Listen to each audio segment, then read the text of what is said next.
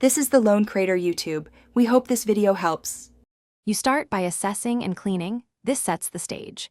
Use a quick visual check to find cracks or loose trim because restoration fails if structural issues remain. Once identified, wash thoroughly with automotive soap, then degrease with isopropyl alcohol to remove oils. Make sure to rinse and dry.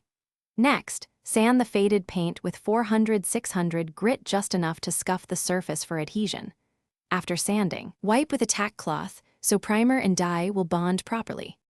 You now move into repair and coating so the finish lasts.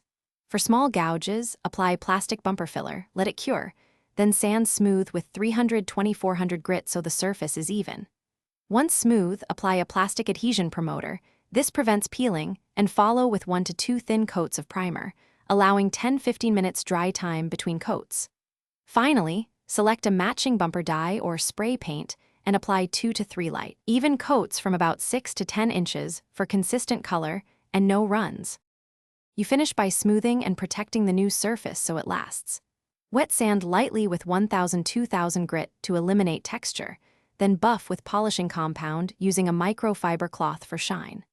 After polishing, apply a UV-resistant clear coat in 2 light passes, allow 10-15 minutes flash time, and let it cure 24 to 48 hours to harden. If you see peeling or orange peel, re-sand the affected area. Reapply adhesion promoter and use thinner, lighter coats.